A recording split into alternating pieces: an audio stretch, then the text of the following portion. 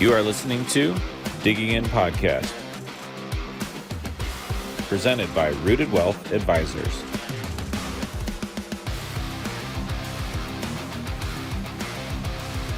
Hey everybody, we're back with another episode of Digging In, presented by Rooted Wealth Advisors. I'm your host, Kencho Kelly, helping you get those questions answered to and through retirement. Today, we were fortunate enough to land on the calendar of the man, the myth, and the legend, founder Zach Gray. I don't know if any of that's true or not, but you did land, and I'm excited to chat. Oh, you know it's hard to nail you down. You're elusive. You're all over the place.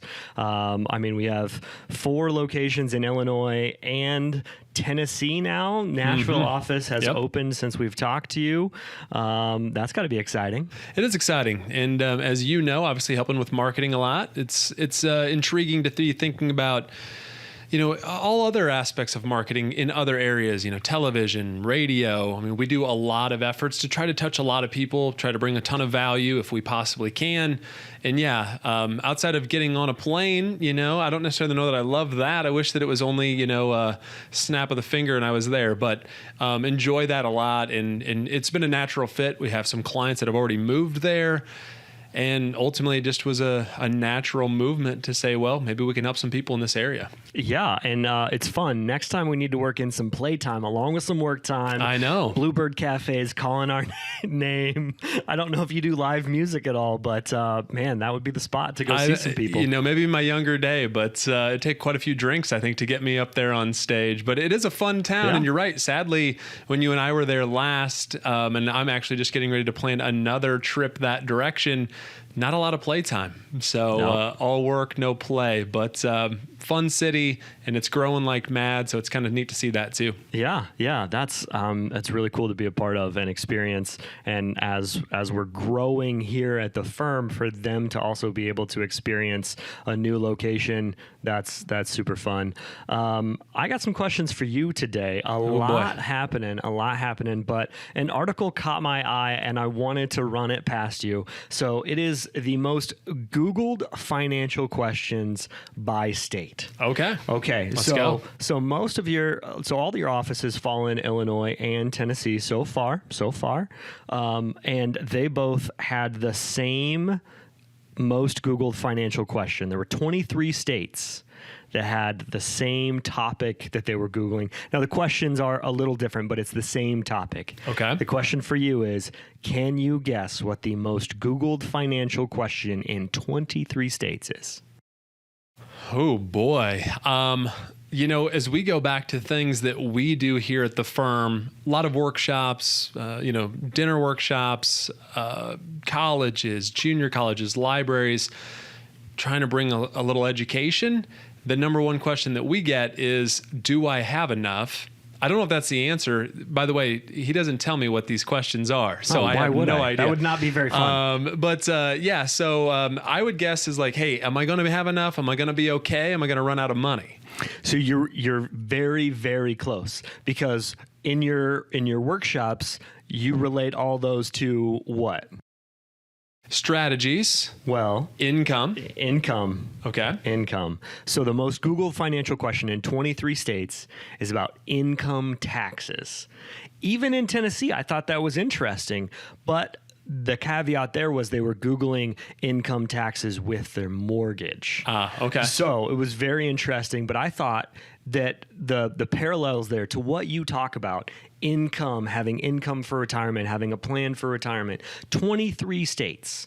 I mean, that's almost half, right? They're worried about income and taxes and how their income's taxed. I thought that just teed you up beautifully. Well, hey, here we are with the longest running podcast. Buckle up. It's probably going to be about 6 hours if you want to get into income and taxes. So I think that there's 2 things that you can tie together there. Obviously, if we're talking about income taxes, first off is income. Without income, you don't have retirement. That's as we kind of make a play on words, but it's true. Like, income is the outcome that we're after in retirement, because if you don't have it, you're kind of up a creek without a paddle. And then the other thing is from a tax perspective, which is a little bit of maybe the reason that we see some influx down to Tennessee, maybe versus Illinois. And you see that with Florida or Texas in comparison with some other states and what that looks like. But nonetheless, I believe that it's about how much money we actually get to keep in our own pocket. You've already heard me say this several times. If you've listened to any of our other podcasts, you've probably heard us reiterate this in some way, shape, or form, or a television show or radio program. But I think it's important for people to understand, because most of the time when we think about quote unquote financial planning, in my opinion anyway, and I'd be curious for your take listening, is it's about a portfolio. It's about, well, here's my returns. And I think that that's a key component. Maybe we even take it as far as to say, well, not only with my portfolio's returns, how's it built, but how about fees and costs and things? And every one of those is an important component. But the truth of the matter is that if we had, let's say, income, enough, right? Like if we had a pension that was just monumental, we never had to worry about income again, technically speaking, we could probably just go put it all on red and spin the roulette wheel, see what happens, because we wouldn't have to be so worried about the portfolio. Or from a tax perspective, you have to start to think a little bit about, well, even though I have this big amount of money, I don't think that we've shared this story together, you and I, but I was thinking back on an example that I gave one of the other advisors. Folks came in, Cliff Notes came in, $2 million. They'd hit their goal. They initially thought, hey, it's going to be $1 million. Like that was the initial goal. Obviously, costs have increased over the years. She says, well, forget 1 million. That's not enough anymore. It needs to be 2. They hit the goal. They're happy. They're excited. And the truth of the matter is when they started to take a look at it, they're going, well, after taxes, and that number is probably about 1.2, 1.3. And all of a sudden they're going, well, wait a minute, what does that do to my plan? That's a big chunk. That's a big chunk. And it gets even worse, right? Like if ultimately tragically something happened and, one of the spouses passed away, now we're talking about single taxpayer rates. They also wanted to leave money to their kids and grandkids possibly. So here we go, right? Like, so now it's like, well, wait a minute, do we even have enough? Because we have a partner in this. It's Uncle Sam. And then once again, so what does that do to my income? Only because of taxes. And then what happens if tragically something happens to one of the spouses? What about giving that money to kids or grandkids? And so like it leads you down this rabbit hole of trying to figure out those two key components. It's huge. It's much more than just portfolio planning that people should be thinking about when they think about financial planning or retirement. So I don't know if that's what the answer you were looking for now. Because that portfolio really is like a zoomed in piece of the pie, right? You really have to kind of take a higher level picture, kind of zoom out, because it works together with other pieces, right? Well, and I think that's important too, right? If we're just getting out of college, right? Like, so if you're listening to this and you're thinking, oh, I have a grandchild or a child that's just, getting onto their own 2 feet. Well, frankly, maybe take as much risk as you want. You've got so much time on your side that, does it matter? Yes, it matters. But at the end of the day, if it's really for retirement, then maybe it doesn't matter. But if you're 5 years from retirement, now all of a sudden you're entering what we call the retirement red zone. And you just don't want to make a mistake, right? That's the critical piece of the puzzle. And, as you start to think about, you have to capitalize at that point, primarily for income. A little bit of my background is some football thrown in there. And as you even visit with some other team members, Kenshu on the podcast, I'm sure that's been brought up from time to time, Jason, et cetera. But the point here is that, you just don't want to make a mistake if you're within a couple yards of the end zone, because if you fumble there, boy, you've thrown it all away. All the effort. Right. Very detrimental. Doesn't work out well. I'm not sure that we're supposed to talk about football, but here we are. Well, if we're going down the football rabbit hole, I was at Memorial Stadium in Lincoln, Ndamukong Suh's senior year when they played Iowa State. Okay. They turned the ball over. They had 3 fumbles inside the 5. It was Iowa State's first win in Lincoln in 33 years. Paul Rhodes gave this excellent speech in the locker room about, I'm so proud to be your coach. The reality is they got super lucky. What team turns it over 3 times inside the 5? But if you're not hanging on to the football in a very special part of the field where you're almost there, all that hard work, all that other 95 yards is for naught. Well, it might postpone things, right?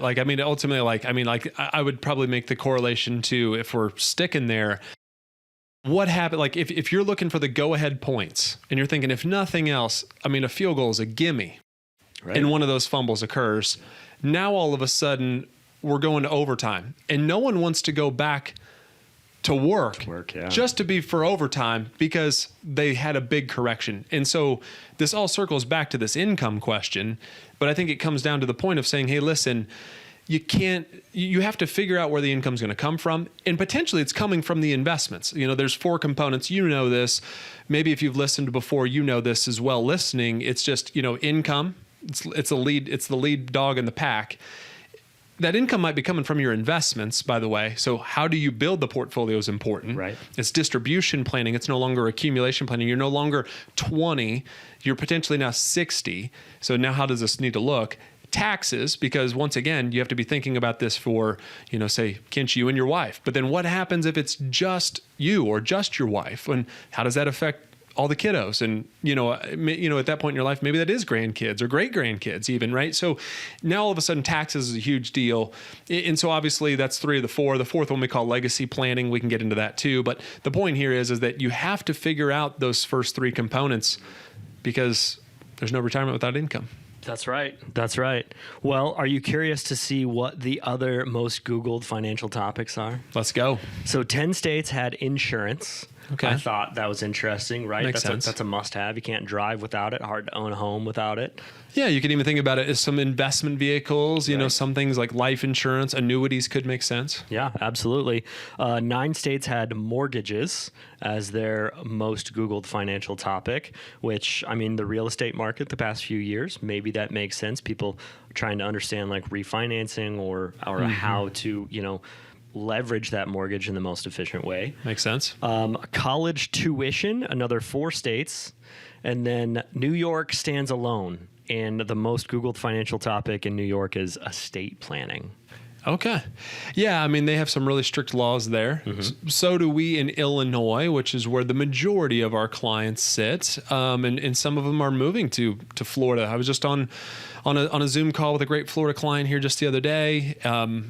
That's one of the reasons they moved there. Right. Tennessee, same conversation, really, right? So, that's interesting to think about that, I guess, in that way, that New York stands alone for that one particular topic, but it is something that needs to be addressed. Right. And I know being around the industry, there's always kind of been almost a fence around New York. Like it almost operated apart from the rest of the 49 states in the union because there's some very specific laws and regulations that happen with New York State.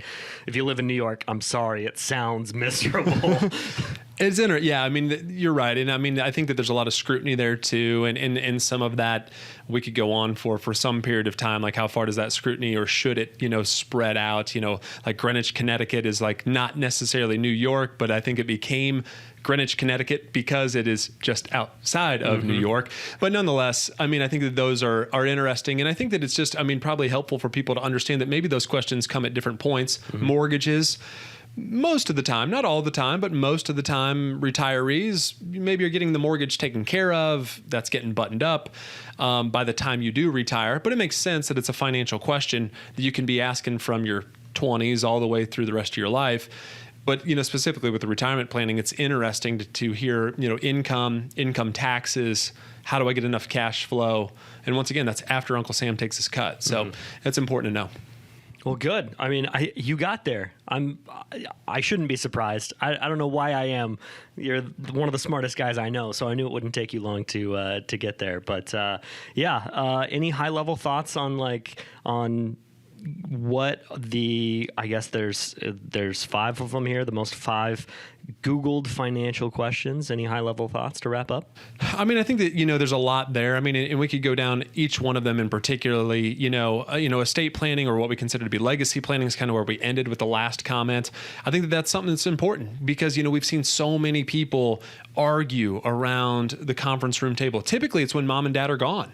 And that's not that mess isn't what you want to leave behind. Trust me, I've seen it, and it's just not worth it. So having things where the T's crossed and the I's dotted, we probably won't go deep on mortgages and conversations about cash flows and how that looks from a monthly payment perspective, but still an important conversation, and frankly, one that you can, potentially have with those that are, 18, 20, 30, 40. Those are solid conversations. But I think back to a couple correlations that I never thought we'd bring up is just making sure that you do figure out income And once again, most of the time, some of the income is going to come from your investments. So don't fumble on the 3. That's right. And you'll probably be in a much better spot for it. Awesome, man. Always a pleasure to have you on the podcast. I'm sure our viewers are excited to hear from you again. I don't think we've had you on since the opening episode. I know. So the good news is we kept this one shorter as well. Hey, there you go. I think you still beat out John, though, as the most viewed podcast. So we'll see if this one ranks up there as well. All right, get your views and get your subscribing. All right. If you want to talk to Zach about anything you heard here today, income, taxes, estate planning, legacy planning, anything like that, give us a call. The number is 815-918-4727. I'll even have him autograph a copy of his book, Your Retirement Lifeblood. We'll drop that in the mail for you. And when you call, make sure you let Amber know that you heard it right here on the Digging In podcast. That'll do it for us today. Until next time, keep digging in. This was Digging In Podcast, presented by Rooted Wealth Advisors.